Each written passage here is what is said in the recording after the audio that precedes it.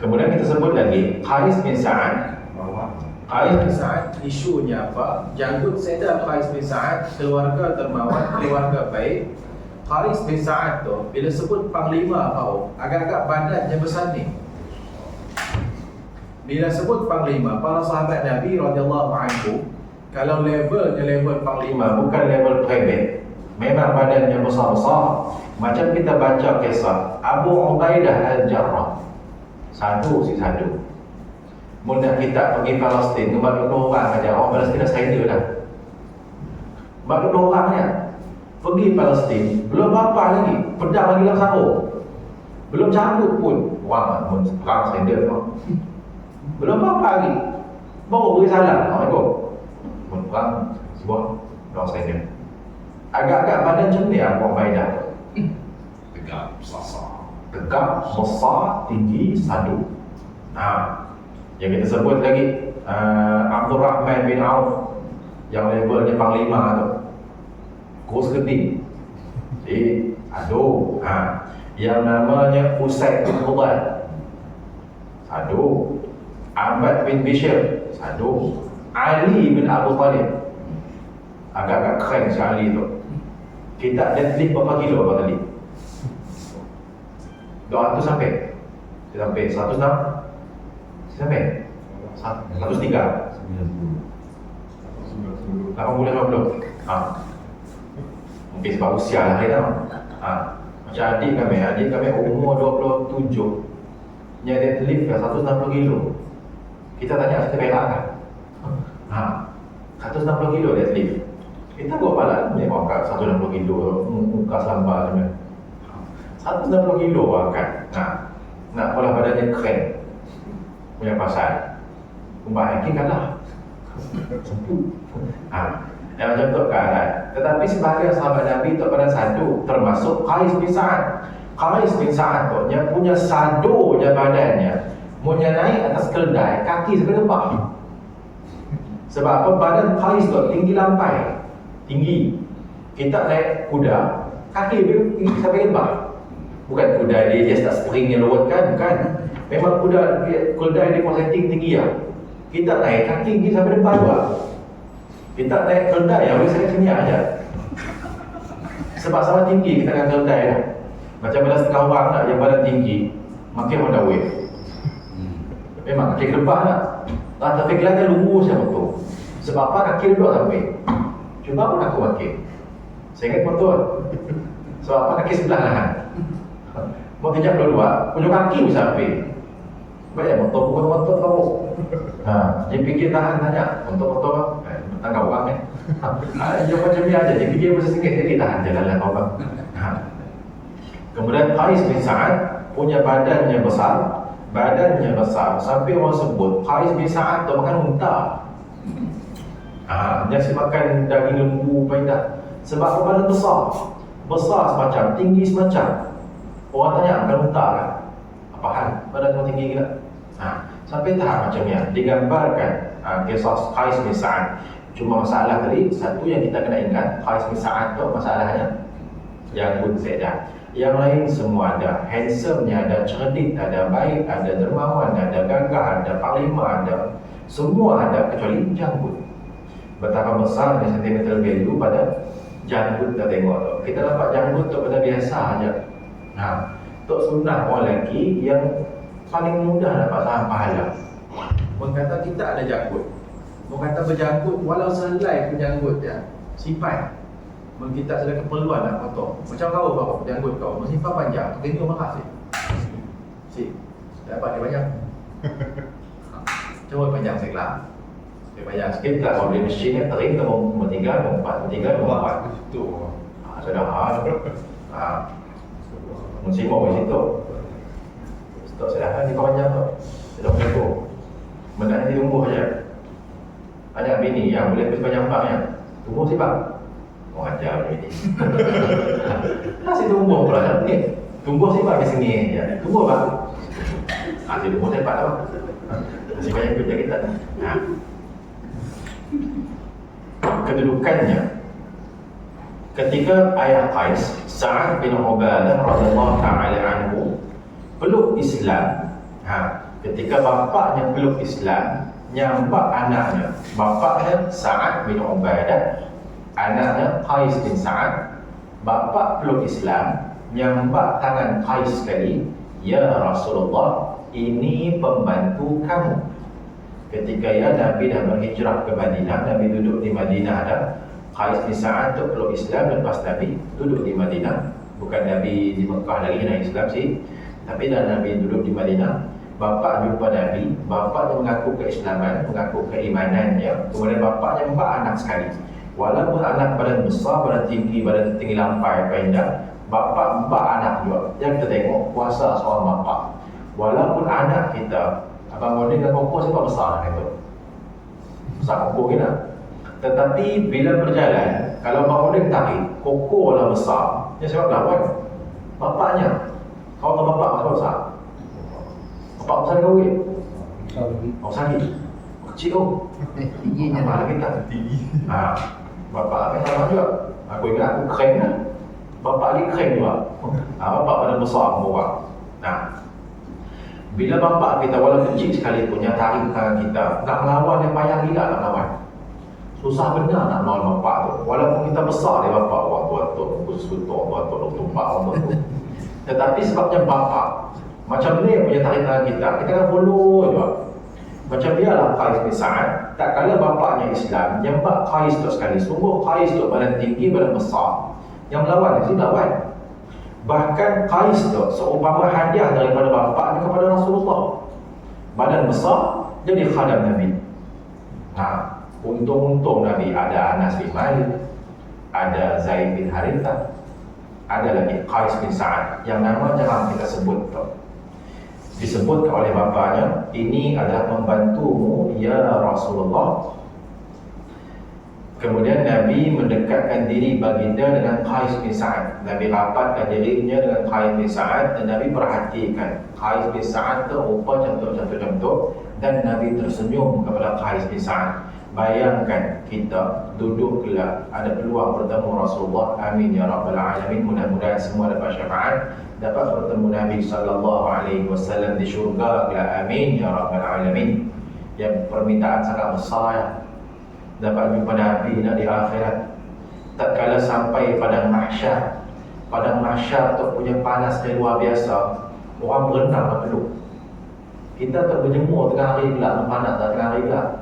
Cuma tak berjemur pula, kan berhenti, berdiri kan berhenti. Tengah hari ke, ambil besen besar sikit, berjemur dari pukul 11 sampai pukul 3, jangan balik. Main zuhur pula besen ni aja. Duduk dalam besen, tengok peluh, kita penuh si besen ni. Cakap penuh. Mungkin kita ambil peluh kita sehari pun,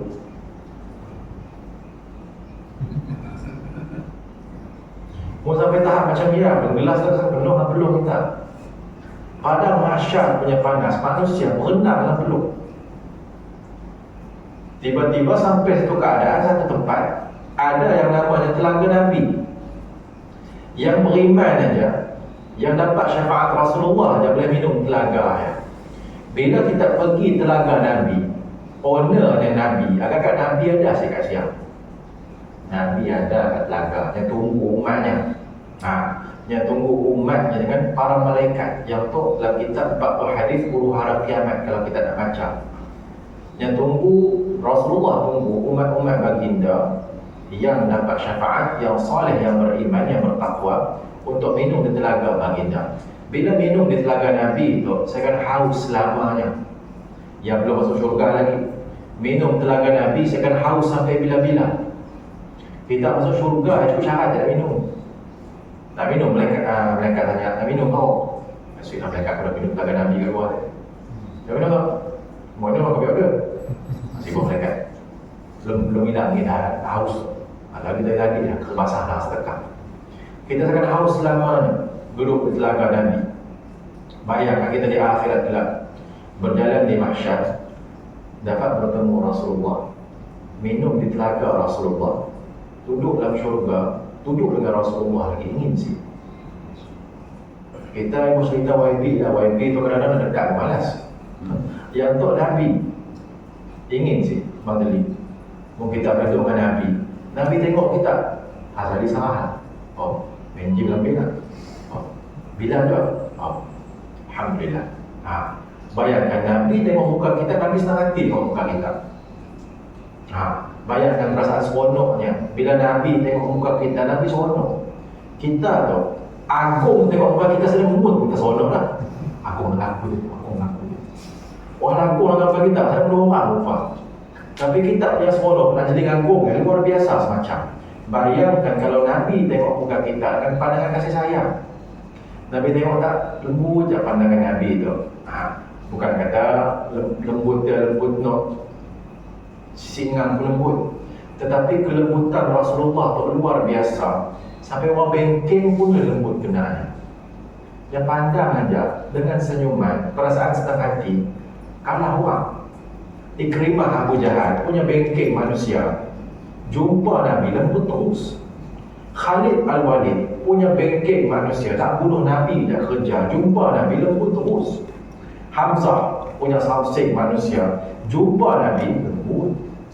Kita rasa macam ni lah panggil Nabi tu, sifat Nabi tu. Yang pandang orang pun lembut dah. Kita tu rasa kami tu cik, kami teman lembut. Kami teman lembut. Tiba-tiba Liverpool kalah hari habis cerita, buta terus pandangan.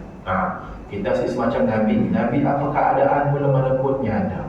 Bila Nabi pandang kepada Qais bin Sa'ad, Nabi tengok Qais bin Sa'ad dengan senyuman, dengan kelembutan. Agak-agak Qais bin Sa'ad tu sungguhnya panglima cair sih. Automatik cair kau. Memang agak cair. Kita tak sibuk cerita Nabi lah. Mun kata kita macam mana tadi kan, tadi Ustaz Selamat di dulu lah. Ustaz Selamat di situ dirasa ya. Yang di dulu kita tengoklah, saya tahu saya kawan kita di dulu. Rasa nak pergi juga tapi pulang kerja pun nak. Aku pergi ya, tunggu nak makan lagi. Habis sama Ustaz Selamat. Saya sempat nak pergi, saya dah halang. Ustaz Selamat pandang muka kita senyum. Kita seronok je kau. Ustaz Selamat tengok kan? Bayangkan kalau Nabi yang tengok, subhanallah. Sebab yang Qais bin Sa'ad sungguhnya panglima, ditengok oleh Nabi lembut terus. Jadi tukang khidmat kepada Rasulullah sallallahu alaihi wasallam. Bila dekat dengan Rasulullah tu apa untungnya? Satu, tentu-tentu dia akan jadi alim. Akan jadi sangat luar biasa keilmuannya. Seperti Anas bin Malik. Anas bin Malik dihantar maknya sebagai khadam kepada Rasulullah dalam keadaan usia masih muda. Akhirnya Anas bin Malik menjadi di antara sahabat Nabi yang paling banyak memberikan hadis. Bila banyak dengan hadis, contohnya tajam. Sebab apa? Hari-hari dengan wisdom daripada Rasulullah.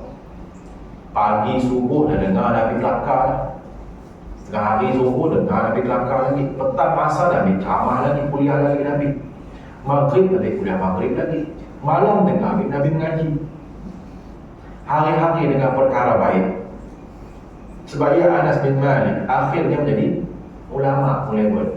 Kami tersebut sahabat Nabi ramai yang sampai taraf ulama, maksud semua. Ada sahabat Nabi yang biasa, tapi yang sahabat lah. Ada sahabat Nabi biasa, ada yang Rasul. Yang pun biasa, bukan biasa kita. Yang pun biasa, yang luar biasa untuk kita lah. Sahabat Nabi ada yang biasa, tapi biasa sahabat Nabi itu bukan biasa kita lah. Biasa kita untuk agak rumah kita pendek. Sahabat Nabi biasanya qabliyah ba'diyah setinggal. Biasa kita semayang tinggal pun ada. Sahabat Nabi punya biasa qabliyah ba'diyah setinggal. Kita kadang-kadang pun dah subuh gajah. Bila qabliyah. Bangun pagi 6.30. Salli sunnatan subahi rakaat ini saya dah qabliyatan, saya dah qabliyatan dah. Menawar subuh 6.30 kan. Saya dah ada qabliyatan subuh saja. Tinggallah rawatib kita. Sahabat Nabi punya biasa Quran hafal. Kita punya biasa ni alif ni hamzah saja. Ya, kita pun biasa. Sahabat Nabi punya biasa semayang awal waktu berjemaah. Kita punya biasa main jamak si mandi. Yang macam ni keadaan. Biasa sahabat Nabi itu luar biasa untuk kita. Atau jangan anggapnya ada sahabat Nabi biasa-biasa ada Ustaz kan. Memang ada sahabat Nabi biasa-biasa, tapi yang biasa bukan biasa kita. Hatta sahabat Nabi yang kerja ketik sampah aja pun. Ada kisah seorang perempuan kulit hitam nego. Yang sahabat Nabi sahabiah. Yang ibadah biasa-biasa, tapi yang biasa ya relatif. Jangan tinggal lah. Kita kadang-kadang ba'da subuh, ba'da asar tinggal saya asal apa? Kau pun ganggu kan? Ba'da subuh, ba'da asar. Ada sih. Ba'da asar? Saya dah ba'da subuh, ba'da asar saya dah kau. Kadang-kadang kau dia zuhur, ba'da zuhur pun kita sekolahnya saya tak apa-apa lah. Saya dah rasa apa-apa. Tetapi sahabat Nabi itu semua kerja ke sampah saja. Benda-benda sunat dia jaga. Cuma jumlahnya sih banyak. Yang sikit-sikit. Ada hari nak qabliyah, ada hari ni sekolah qabliyah. Yang biasa-biasa tetapi kerjanya berkhidmat di masjid. Nampak benda putih-putih contoh. Yang putih. Yang hidup tu juga putih tak? Bukan ada orang pergi ke masjid sih. Tunjuk kerja sampah dia. Ada rumah sikit, ada apa-apa sikit. Sungguhnya biasa-biasa. Khidmatnya untuk masjid luar biasa sampai boleh pergi syurga. Nabi pergi kubur, Nabi sebenarnya nazar di kuburnya. Sebab apa luar biasa. Walaupun ibadah sunatnya biasa-biasa, tetapi khidmatnya untuk Islam luar biasa. Yang macam tu. Qais bin Sa'ad bin Ubadah bila dah rapat dengan Rasulullah, yang automatik akan jadi luar biasa. Sebab apa? Dekat dengan Nabi itu bermakna kita mudah nak dengar apa disebut Nabi, mudah nak tengok apa di pola Nabi, mudah nak ikut apa disebut Nabi. Bila Nabi berzikir, Anas bin Malik tanya, "Ya Rasulullah, zikir apa?" "Oh, zikir tu. Kalau baca dapat apa Rasulullah? Kalau kita baca kita dapat tu. Maka Anas bin Malik pun tadi dah dengar apa Nabi sebut. Yang tanya Nabi, mudah dicerdik. Akhirnya Anas bin Malik dapat amalan langsung daripada Rasulullah. Macam kita lah bila kita bergaul dengan ulama, bila kita bergaul dengan orang saleh, terkadang kita tengok apa pula tahu tu. Aku dekat dengan asas tu, sebenarnya badian. Aku baca zikir-zikir tu satu sekali. Zikir apa? Kita berkawan orang saleh nak. Terkadang kita dapat amalan tertentu yang kita pegang, yang kita diseronok tadi. Qais bin Sa'ad yang rapat dengan Nabi, yang pun ada meriwayatkan hadis. Cuma hadis yang riwayatkan sebanyak sebahagian sahabat yang lain. Macam kita sebut sahabat Nabi paling banyak riwayat hadis siapa? Abu Hurairah, kemudian Anas bin Malik, kemudian Aisyah, kemudian Abdullah bin Abbas, kemudian Abdullah bin Mas'ud. Kita tengok daripada lima tu, semua lima-lima tu bergaul dengan Nabi umur muda-muda. Abu Hurairah dengan Rasulullah tu beza 30 lebih tahun. 30 lebih tahun beza. Nabi umur 60, yang baru umur 20 lebih. Lebih tak? 20 lebih baru. Abdullah bin Abbas, Nabi jadi Nabi dah 50 dah umur Nabi. Umurnya berapa? 10. Abdullah bin Abbas muda-muda. Tapi kita tengok bila muda-muda kita, sekira berapa usia kita bergaul dengan orang alim, tentu kita dapat manfaat, dapat barakah ilmu daripada sahabat kita yang alim tadi. Betul sih kau bergaul dengan masjid, boleh baca Quran itu lah. Kita tengok beruntungnya bila kita bergaul dengan orang saleh. Yang macam tu. Qais bin Sa'ad bergaul dengan Nabi agak-agak pagi macam ni. Luar biasa perangai Qais bin Sa'ad tu. Dihantar oleh bapaknya untuk menjadi pembantu Nabi. Kerjanya apa kau? Bila baru besar macam ni, Nabi dia latih kuda, dia tarik kuda. Nabi pulang ke rumah cakap itu. Nabi nak lepak. Kerja-kerja macam ni. Tetapi sungguh kerja macam ni buat untuk Rasulullah tentu si rugi. Ada manusia yang kita tengok Masjid Biasa dulu. Masa Ustaz Samad datang ke Miri, yang pergi Masjid Biasa, ada manusia tu, bukan seorang manusia, hampir manusia geng ni geng selepak, yang akan duduk di dekat masjid, yang impak selepak Ustaz Samad je. Yang impak selepak Ustaz Samad, mesti ada orang ambil, yang ambil yang akan plastik. Yang bak perlu pilih selepak Ustaz Samad. Bila Ustaz Samad nak turun di makanan masjid lah, nak pakai selepak, yang akan susun semula, yang berkhidmat untuk Ustaz Samad, pada mak selipar ada. Tetapi tengoklah macam ni keadaannya, khidmatnya tadi, betapa diangkat amalannya oleh Allah Ta'ala. Sebab apa? Memudahkan urusan orang nak menyampaikan ilmu. Bukan suruh kau balik aku dulu gilir baru saya bayar. Bukan saya okey je, saya dah orang juga. Dia bayar aku dulu gilir. Melainkan kalau nak khidmat, kalau kita pergi umrah sama-sama. Sebab kami pergi Mekah, 2 kali lah lepas. Sebab selepas di Mekah, kita beli kedai tepi ya, semua sama. Pergi masjid, semua pipa hitam, semua pipa hitam. Sama ada selepas. Lepas aku beli dia, asal aku beli saya sekat dua. Pasal apa? Yang dong situ apa tu? Lepas aku tu. Saya halang, kaya-kaya ni dia. Cik, selepas lagi. Beli ni. Esoknya hilang ni. Malas ke beli. Esok dah kita mak dalam plastik. Kan patas semayang tau. Biasa orang semayang yang kampek panianan. Kita selepas kita. 2 kali dah hilang selepas di Mekah. Di Madinah hilang, di Mekah hanya hilang. Awas salah ambil lah kali. Sudah ada masalah. Tapi ialah kerja-kerja Qais bin Sa'ad, khidmat untuk Rasulullah, menjadi pembantu Rasulullah pada urusan kehidupan Rasulullah. Yang disebutkan oleh orang-orang yang lain tentang perihal Qais bin Sa'ad bin Ubadah radhiyallahu ta'ala anhu. Beliau adalah seorang sahabat Nabi yang sangat-sangat dermawan.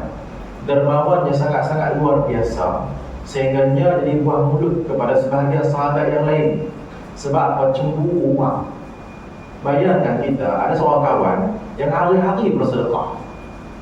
Kita jealous dengan kawan tu. Kita nak bersedekah hari-hari tu, terkadang belum tentu mampu. Kadang-kadang mampu pada harta, ada yang lupa. Kadang-kadang ingat dah aku dah sedekah lah, tiba-tiba duit tu lupa nampak. Kawan tu nak ajar kuliah dia, kita tinggal, lupa terkadang. Jangan kata kita dia tertinggal. Wala-wala tertinggal. Asyiklah mudah tahan mas tu. Tapi negara ujung dia tu sudah ada jadi betul kita tu. Kadang-kadang wala tertinggal. Ini macam tu keadaan. Tetapi Qais bin Sa'ad punya hebat pada kedermawanannya, hari-hari menderma. Sampai kerana sangat-sangat dermawannya Qais bin Sa'ad bin Ubadah, datuknya dermawan. Orang bercerita ke Datuk. Kau tahu keluarga sikit pun, keluarga Sa'ad kan. Buat rumah keluarga, pantang dapat QR, sedekah terus. Pantang dapat tabung, melopor tabung. Kalau nya bersedekah, penuh terus tabungan.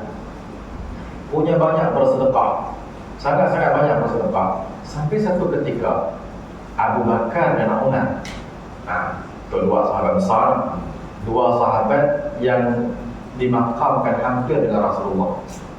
Kalau ada sahabat Nabi yang ranking paling tinggi dua orang, yang betul lah, yang paling tinggi dua orang tu. Yang sahabat Nabi paling dekat, yang merangkap bapa perempuan Nabi juga.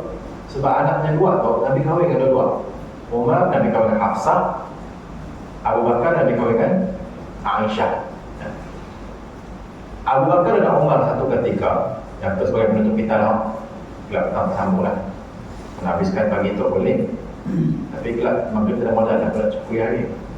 Adalah sahabat lain tu cerita. Tapi untuk pagi itu kita berhenti setakat dermawan yang Qais bin Sa'ad dulu 6.30 petang dah, 6.30 pagi dah kita berhenti setakat itu dulu.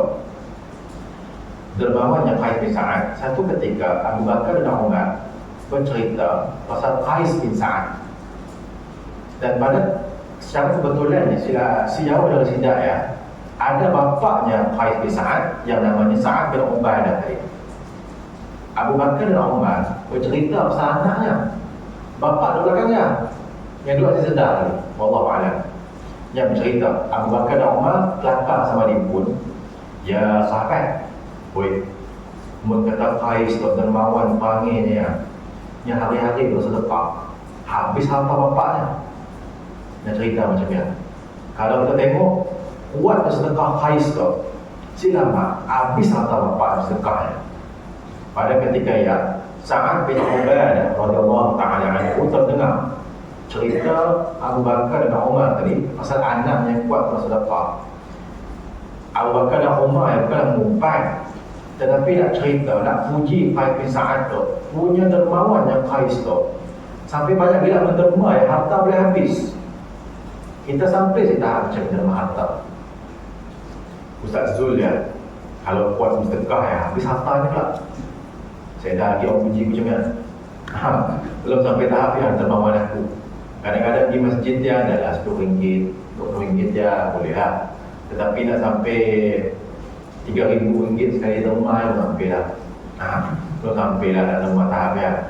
Belum sampai kesian lah kita. Tapi mudah-mudahan lah Allah bagi mudah hidup kami lah. Bila derma angka main kita. Kadang kawan kita nak yang main derma punya si derma RM10, RM20 si main. 300 si main. 500 si main. Yang punya derma yang ribu-ribu punya derma. Berapa perlu Ustaz? Kita kurang dalam 1,500 lagi. Saya mungkin tak 2,000. Ada kawan saya sebenarnya. Berapa sekot sapi Ustaz tu? Sapi untuk korban kita 7,800. Aku ingin 800 baki untuk tahu. Ada kawan kita macam ni. Yang si derma RM10 tahu. Bukan levelnya. RM10 je. Bila aku suka pada. Jadi macam ni. RM10 lapar suka, beri RM1,000 padanya lagi sikit suka. Yang pun pahaman lah, yang pun bahasa paham. Orang yang sama, yang beri sejelas tu. Tuknya juga tu. Itu kan beri berapa kita. Kan semua. Orang sama beri tu. Yang ribu-ribu punya derma. Kau tengoklah pahalanya beri tu. Yang tu selesai tu, berapa ratus tu. Tok bukan cakap pun lah. Yang kita sujud tu, kan tidur kita sujud. Nampak tak? Satu. Mau sujud tu yang mula tidur orang. Sebab nyaman dia sudah tu. Yang derma dah tu. Berapa lah dermanya. Dan agak-agak macam tu aja dia beri. Macam lain punya beri pauk, punya dermawan orang tu. Tetapi dermawannya itu sampai kat pujinya 10 kili. Khalis bin Sa'ad tu punya dermawan sampai Abu Bakar dan Umar bercerita pasalnya. Silama al-Qasyar bila cerita tadi, wahai sahabatku, Khalis bin Sa'ad tu punya dermawan, esok lusa habis atau 4 dermanya. Didengar oleh Sa'ad bin Ubadah pada ketika ya, apakah yang akan membela aku di hadapanmu ya Rasulullah? Kenapa? Ada sahabat kita pun yang mengajar nilai kikir kepada anakku. Walhal Abu Bakar dan Umar bukan nak suruh kaya atau berhenti sedekah sih. Tetapi cerita tadi bila dengar oleh bapaknya rasa macam sila dua tu kalau anak berhenti sedekah apa? Aku sih aku harta aku habis untuk tujuan sedekah. Aku sih sekuah pun kalau harta aku habis untuk tujuan sedekah. Sebab apa? Bila kita bersedekah, satu teori yang mudah kita nak faham. Sedekah tu macam ni konsepnya. Sedekah tu harta dunia kita pindah ke akhirat. Duit dunia kita pindah ke akaun akhirat. Apa kita sedekah pada hari itu, baik pada bubur pedas cakap, pada kari cakap, pada pagi pul panggang, pada keripap kan. Yang duit kita belanja untuk olah benda ya, kita embak ke akaun akhirat kita. Di akhirat kelak yang beri bumbu berpedas ngaku lalu apa nama orang? Ada orang yang tahu dia tahu.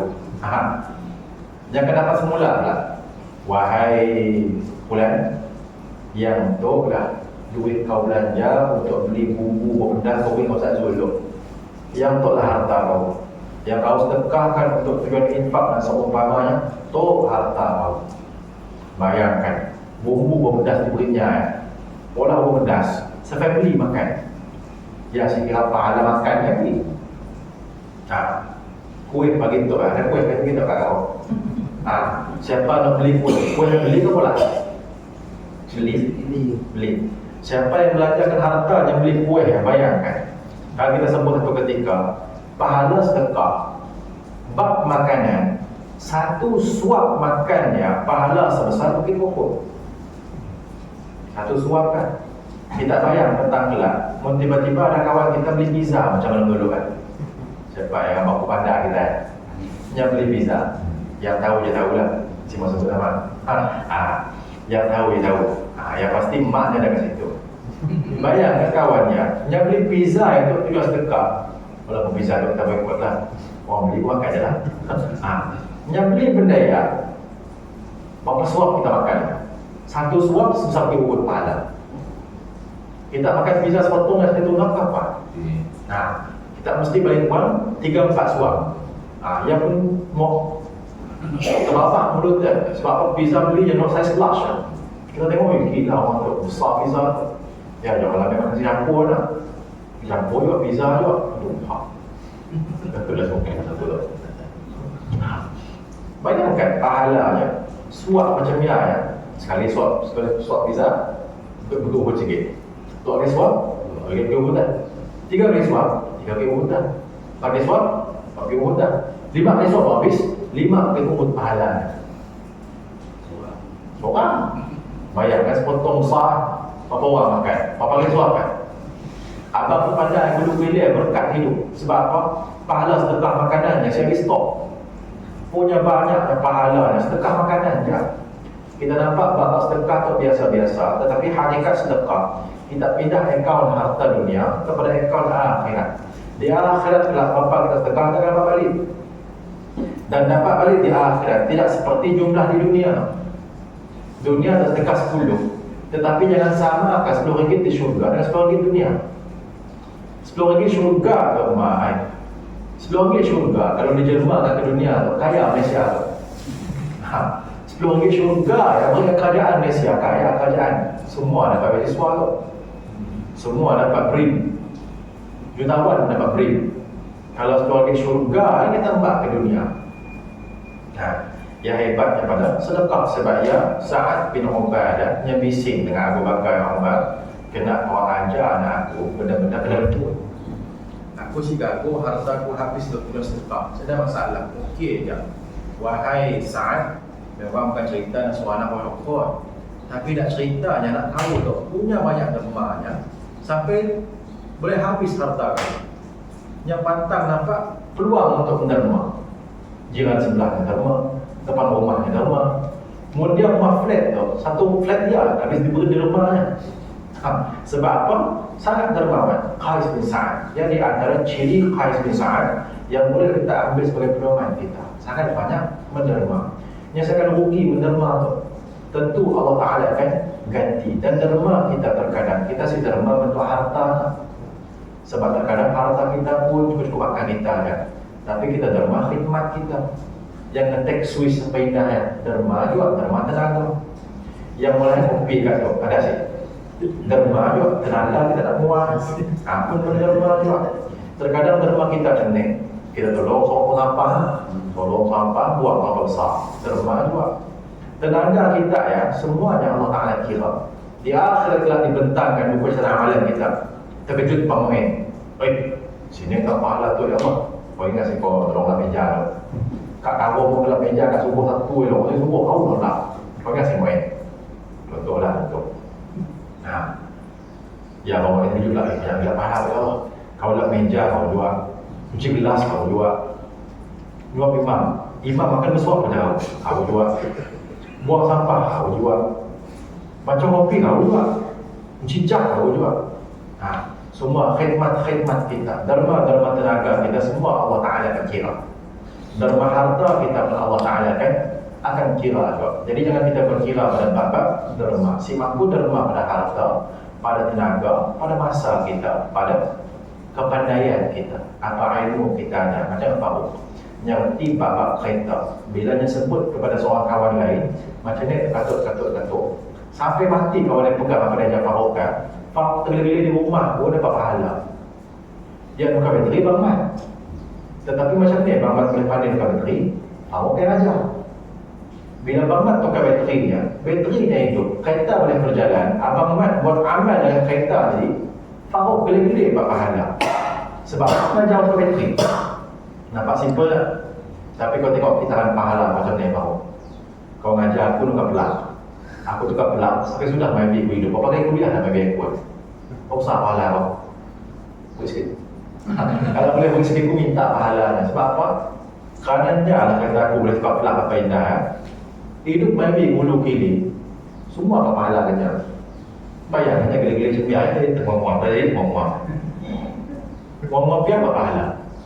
Bayangkan, dia seorang manusia kau. Berapa manusia dah kau tolong makan kita. Kau kira pahala kau. Subhanallah, punya banyak yang tu sudah kita ngaji ngaji. Bapak kami tahu sedih ngaji bedanya. Di dermanya ilmu mengaji pada orang. Jadi cerdik orang mengaji. Yang ya ilmu rekod. Macam-macam betul lah. Yang ya ilmu main gym. Budak-budak semua belajar cergas macam. Sebab apa? Nya ajar cara squat betul. Bila squat betul dan sujudnya mana sah. Sebab paha dah kuat. Cuba paha lebih tak sujud. Kata-kata paha. Rokok tak sepayah tarawih 8 rakaat. Mun paha si kuat, squat si betul, lembik lutut. Payah nak tarawih 8 rakaat. Tetapi orang-orang semua kuat kaki masa dapat. Nya nak ajar. Tiap kali orang kuat kaki apa indah, mudah nak berjalan apa indah. Yang coach gym, istiqamah gym dalam mana? Coach istiqamah gym dia dapat saham sekali. Yang gede-gede tidak. Tetapi yang dapat saham kerana apa? Derma pada ilmunya.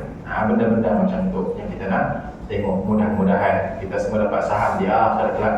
Natijah daripada apa yang kita korbankan di dunia tu, apa yang kita belanjakan di dunia tu. Si belanja pada harta, belanja pada tenaga, belanja pada masa, belanja pada khidmat dan seumpamanya, insya-Allah. Jadi dan seperti Qais bin Sa'ad radhiyallahu taala anhu, walaupun badannya besar, walaupun orangnya panglima, tetapi bab dermanya, khidmat kepada Rasulullah luar biasa.